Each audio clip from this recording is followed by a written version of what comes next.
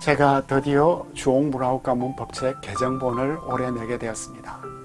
이 개정본이 나오는 과정에 대해서 저희 소감은 알렉산더 포우프가 너무나 잘 표현해 준 것 같습니다. 어리석은 자는 천사들도 두려워하는 길에 담대히 뛰어들어간다. 제가 주옥무라우카 성서 히브리어 문법 번역에 감히 뛰어들었으니까 저는 어리석은 자가 분명한 것 같습니다. 이 책은 제가 평생 실험한 책들 가운데 난이도가 가장 높은 작품이었습니다. 이렇게 정교하고 연약하며 동시에 난해하고 복잡한 책은 세상에서 둘도 찾기가 어려울 것입니다. 그렇지만 저는 이 책이 한국의 신학계와 언어학계 한 권의 고전으로서 마치 문화재처럼 길이 사용되기를 염원하면서 옥구슬을 다듬듯이 절차탁마하면서 개정본을 내게 되었습니다. 만약 제가 단 한 권의 책을 이 세상에 남겨야 한다면 아마도 이 책이 될 것이라고 생각했습니다.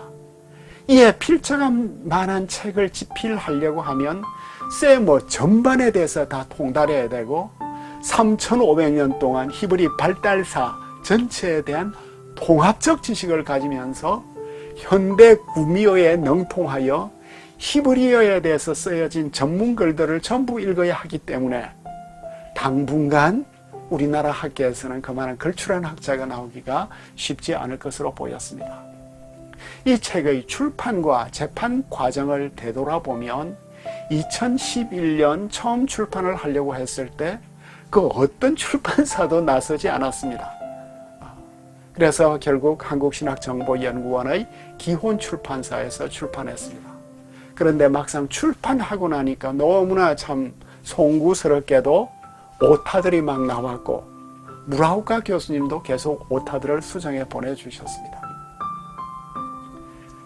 그래서 몇 년의 세월이 흘러서 개정 작업을 시작하려고 초판으로 편집한 원판 파일을 열었는데 업그레이드된 새 소프트웨어 환경에서 히브리어 폰트들은 산산이 깨어졌고 살아남은 히브리어는 호환이 되지 않아서 살릴 길이 없었습니다.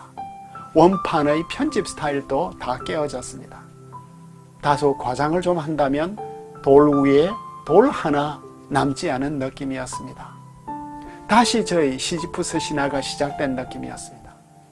존재 자체가 소중하고 아름다운 이 책을 다음 세대로 넘기기 위해서는 파일을 변환시켜야 되겠다. 이제 MS 워드로 변환시켜야 되겠다.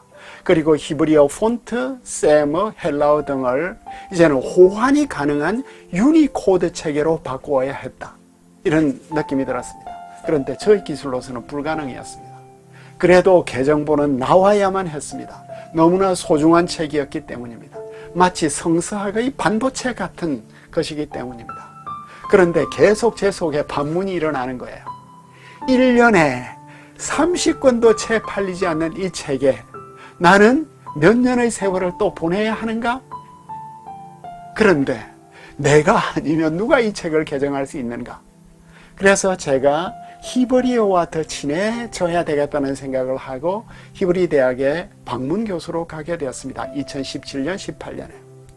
그리고 현대 히브리어 초급 과정부터 학생으로서 제가 새로 배웠습니다. 그때 제가 만약 내가 이스라엘에 살 수 있다면 히브리어로 컴퓨터 자판을 막 자유롭게 칠 줄 알았습니다. 그런데 이스라엘의 히브리어 교육은 컴퓨터가 아니라 주로 필기체로 에세이를 쓰는 것이었습니다. 그래서 별로 도움이 안 됐습니다. 2018년 귀국한 이후에 4년간 저는 틈틈이 집중적으로 개정을 하였습니다. 제일 중요한 일은 매킨토시 나이서스 프로그램에서 워드로 전환하는 것이었습니다. MS 워드만이 유니코드 체계로 앞으로 수정 가능한 파일을 계속 만들 수 있었기 때문입니다. 그래도 제가 모든 것들을 쳐넣을 수 없어서 이스라엘에 있는 동안 세계적인 성경 소프트웨어 프로그램 아코던스의 대표인 로이와 헬렌 브라운 부부와 연락이 되었습니다.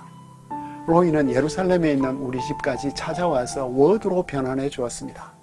그렇지만 텍스트를 담는 운영체계가 바뀔 때마다 폰트, 악센트, 스타일의 변화가 끊임없이 일어났습니다.